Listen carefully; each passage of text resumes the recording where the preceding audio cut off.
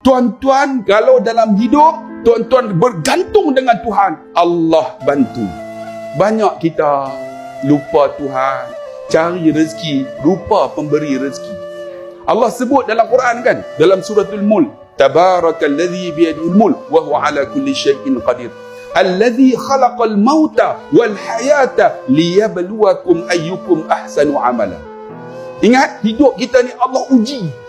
Banyak di kalangan kita ni tuan-tuan, Allah uji macam-macam. Ada di kalangan kita Allah uji sakit. Kita tak pernah sakit, tiba-tiba Allah uji dengan sakit. Kita nak masuk syurga dah, Allah uji dengan sakit, garanti syurga. Jangan susah hati. Kan? Kita tak pernah sakit, tiba-tiba Allah bagi kanser. Kita dah duduk syurga nombor 3 dah kot. Tapi Allah bagi penyakit yang tak ada ubat. Allah nak angkat syurga yang paling atas kali. Kita tak yakin tuan-tuan, tak yakin dengan Allah Subhanahu wa ta'ala. Hubungan dengan Allah tak ada. Allah bagi kita sakit, ada di kalangan kita sakit, tak sihat. Tapi kita terima seadanya. Saya pernah jumpa seorang makcik, dia tak pernah sakit. 2 tahun sebelum dia nak meninggal, kena kanser otak. Kena kanser otak. Saya jumpa dia reda sungguh lah.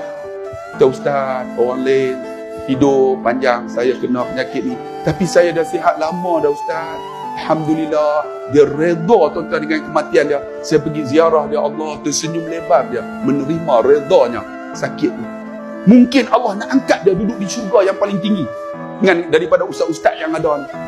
Allahu Akbar. Sebab tu ada di kalangan kita Allah uji dengan sakit.